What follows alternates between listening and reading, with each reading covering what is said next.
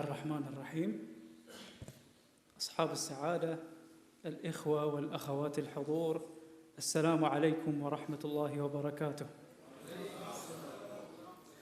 طيب الله أوقاتكم بكل خير، وأهلا ومرحبا بكم في مركز عيسى الثقافي في محاضرتنا لهذه الليلة بعنوان الأمن والتعايش، المفهوم والمنهج، التي يقدمها لنا ضيف البلاد مولانا فضل الرحمن، عضو البرلمان الباكستاني، رئيس لجنة كشمير ورئيس حزب جمعية علماء الإسلام بجمهورية باكستان.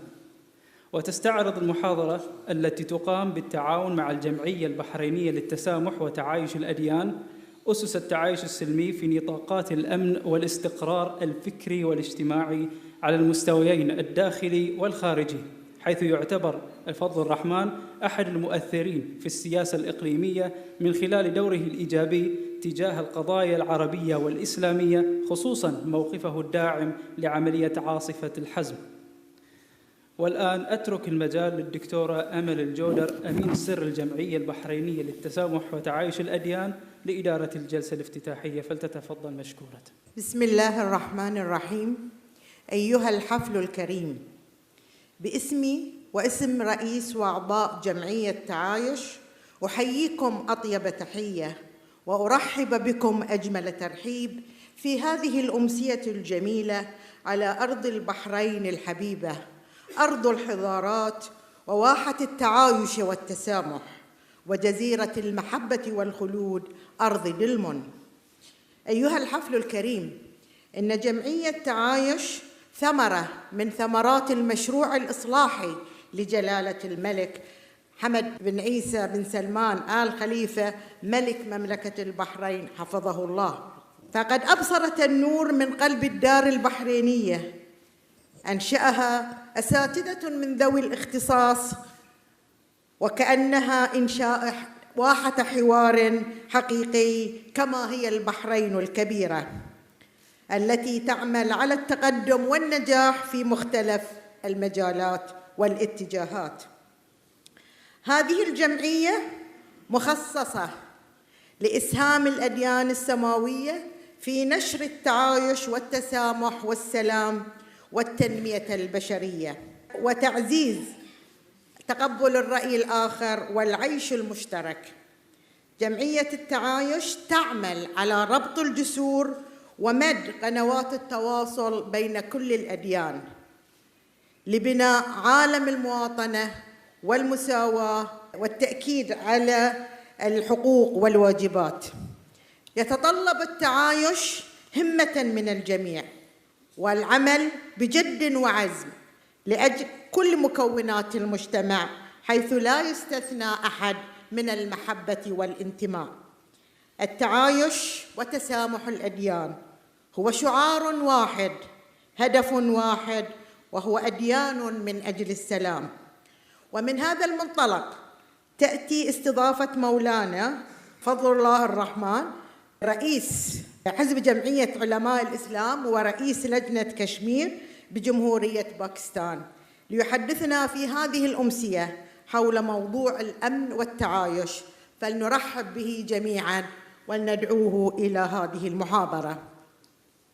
الحمد لله رب العالمين، والعاقبة للمتقين، ولا عدوان إلا على الظالمين، والصلاة والسلام على أشرف الأنبياء والمرسلين، نبينا محمد خاتم النبيين وإمام المتقين، وعلى آله الطيبين الطاهرين وصحابته الغر الميامين، وعلى من تبعهم بإحسان إلى يوم الدين. أما بعد، فقد قال الله تعالى: يا أيها الناس إنا خلقناكم من ذكر وأنثى وجعلناكم شعوبا وقبائل لتعارفوا إن أكرمكم عند الله أتقاكم إن الله عليم خبير.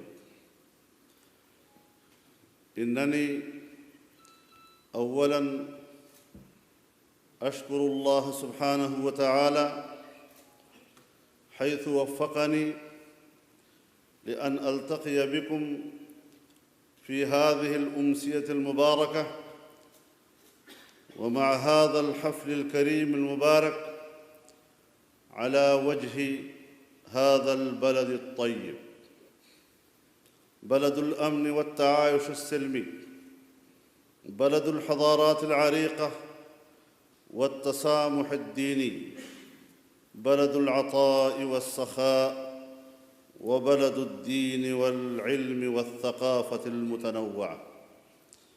ثم أقدم شكري إلى مقام حضرة عاهل البلاد المفدى جلالة الملك حمد بن عيسى آل خليفة ملك مملكة البحرين، وصاحب السمو الملكي الأمير خليفة بن سلمان آل خليفة رئيس مجلس الوزراء الموقر، وصاحب السمو الملكي الأمير سلمان بن حمد آل خليفة ولي العهد الأمين، حيث بذلوا كل الجهود لتوفير الأمن والأمان للمواطنين والمقيمين على حد سواء.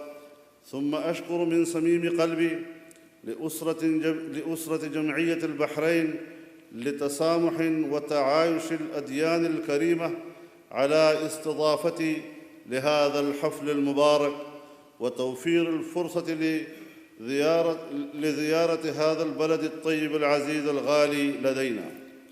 كما أقدم شكري إلى الحفل الحضور، وخاصة الشكر الجزيل إلى سعادة الشيخ يوسف بوذبون حفظه الله تعالى.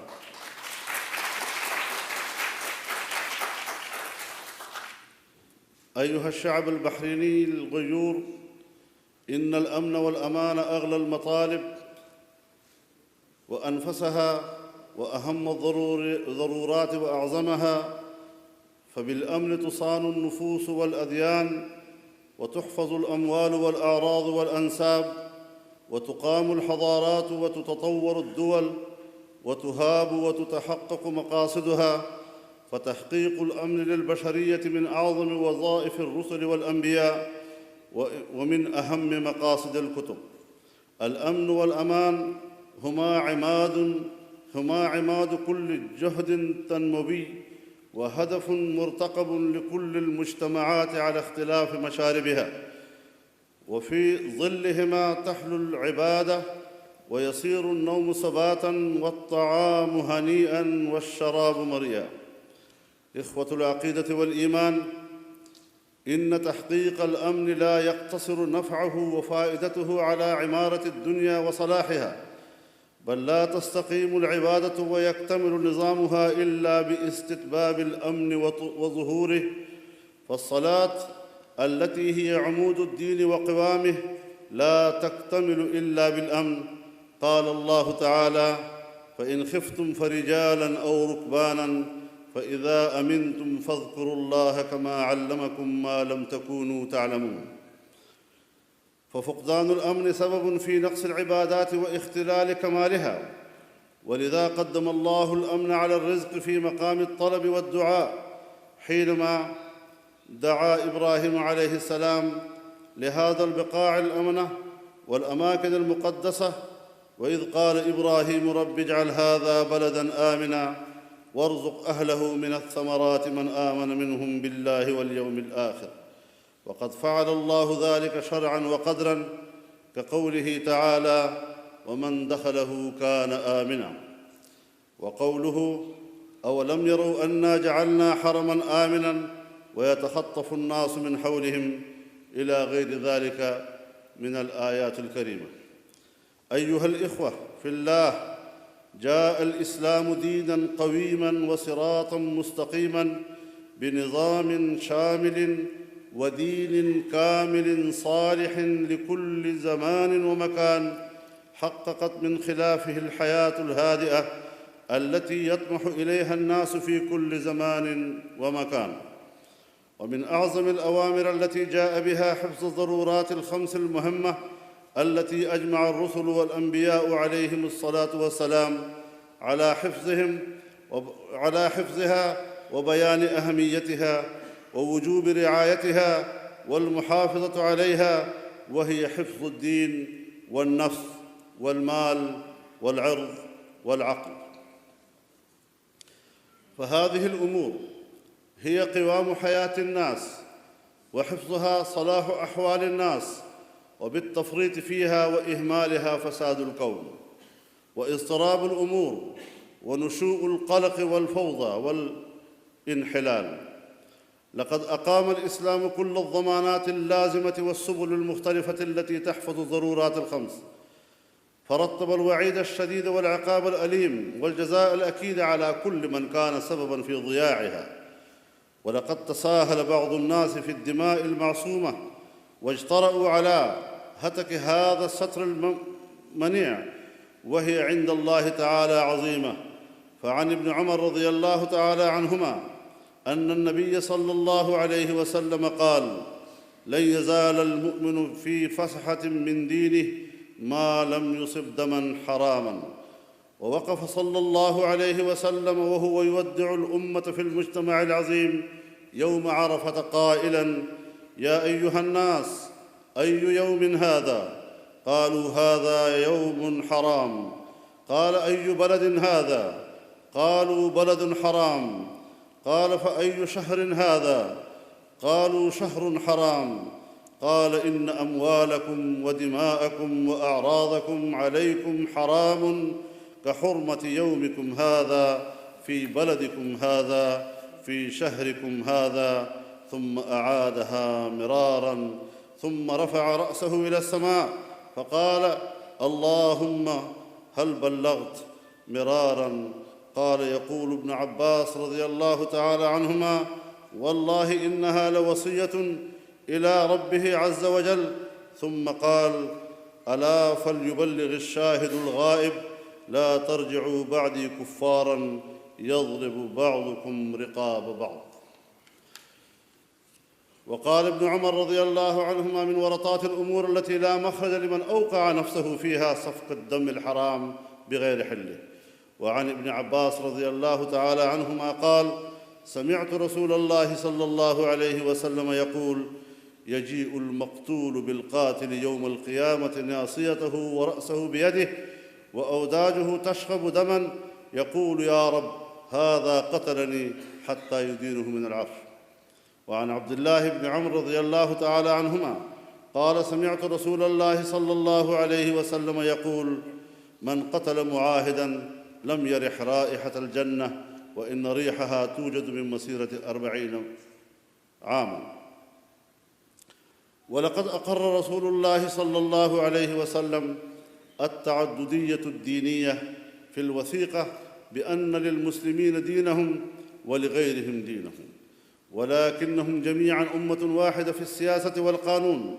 ولم تتوقف المدينة وهي تضع دستوراً عظيماً سيبني عليه المسلمون دساتيرهم على الفروع والجزئيات والأحكام الظنية أو التفصيلية والاجتهادية، والتي شأنها شأن الفتوى، تتغير بتغير الزمان والمكان والأحوال والأشخاص، إنما راعت المقاصد العليا للشريعة الإسلامية التي تحفظ على الناس دينهم وأنفسهم وعقولهم وأولادهم وأموالهم، والتي ما إن تحققت في مجتمع أو أمة إلا وأنعم الله على أهلها بالأمن والأمان والاستقرار.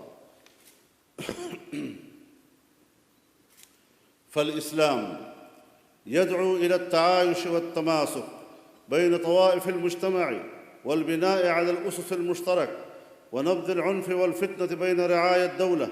قال تعالى: يا أيها الناس إنا خلقناكم من ذكر وأنثى وجعلناكم شعوبا وقبائل لتعارفوا إن أكرمكم عند الله أتقاكم إن الله عليم خبير.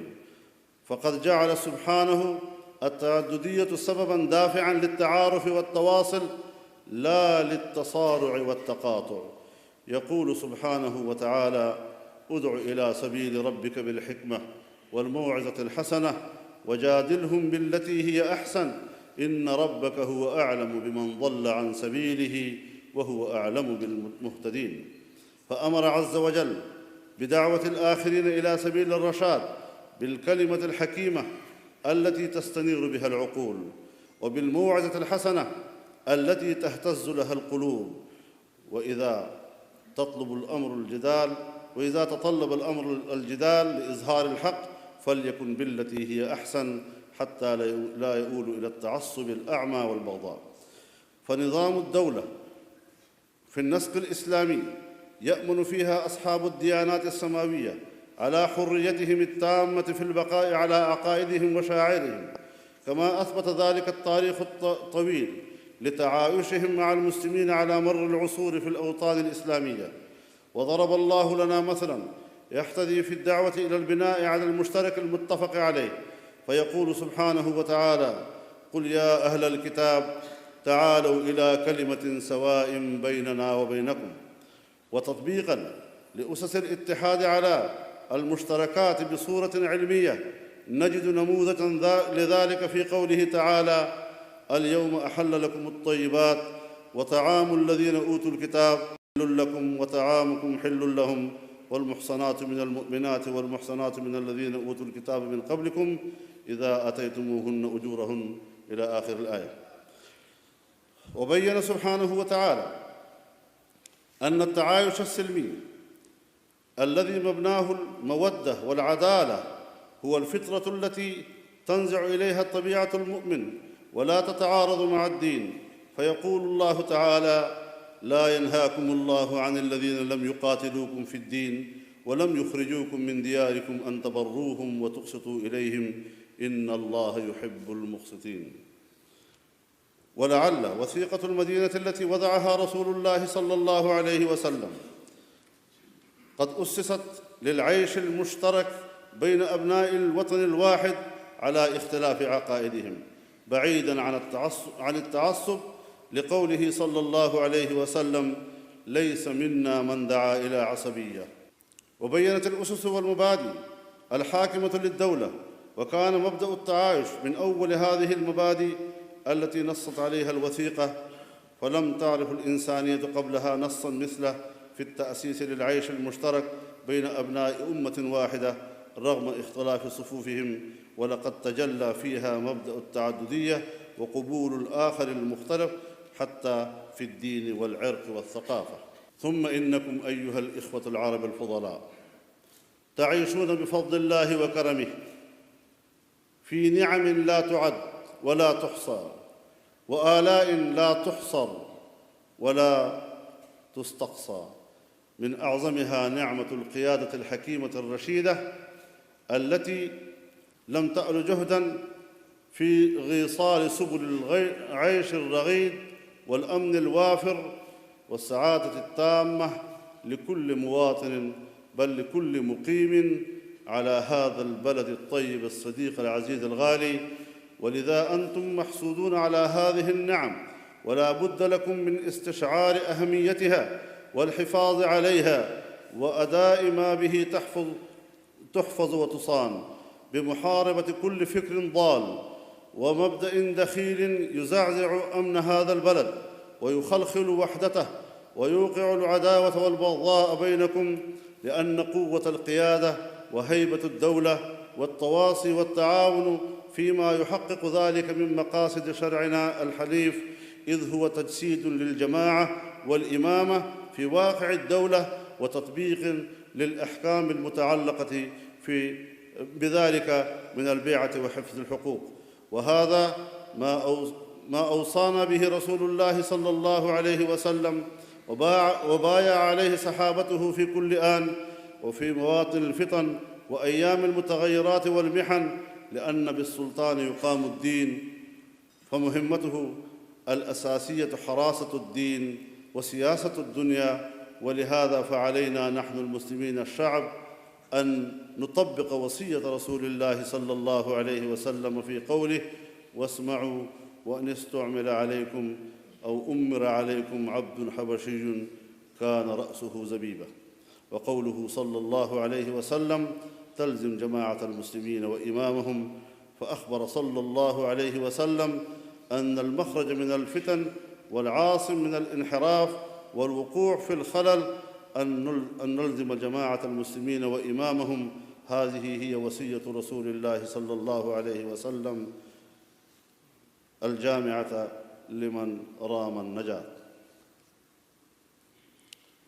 أيها الإخوة في الله، إنكم تتمتعون في هذا البلد المبارك بنعمة الأمن والرخاء، وندعو الله سبحانه وتعالى أن يديم عليكم هذه النعم في كل وقت من الأوقات.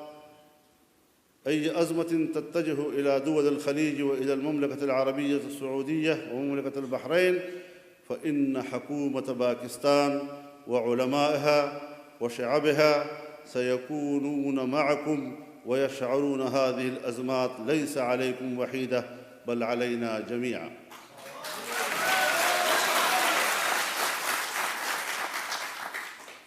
وإن شاء الله سيكون موقفنا واضحاً بيناً كما كانت في السنوات الماضية، ونرجو منكم أيها الأحباء أن تستشعروا وتتعاونوا فيما يجري من المشاكل والأزمات، وخاصة قضية كشمير المسلمة وقضية فلسطين الشقيقة وقضية الإرهاب التي تواجه الباكستان منذ عدة سنوات. وللحفاظ على التعايش والأمن والتسامح الذي تحظى به مملكة البحرين، لا بد من نشر ثقافة التسامح بين الناس وثقافة قبول الآخر بكل رحابة صدر، ونبذ العنف والكراهية والتطرف والتعصب من جميع الجهات في البلد، وترسيخ ثقافة الحوار بين الأديان والحضارات والثقافات، والدعوة إلى التعايش السلمي بغض النظر عن الانتماء الديني أو العرقي أو الفكري، وغرس روح الانتماء والوفاء وحب الوطن في أبناء وبنات البلد. وأخيراً أكرر شكري للقيادة الرشيدة ولشعب البحرين الوفي ولرئيس جميع أعضاء جمعية البحرين لتسامح وتعايش الأديان وللحضور الكرام.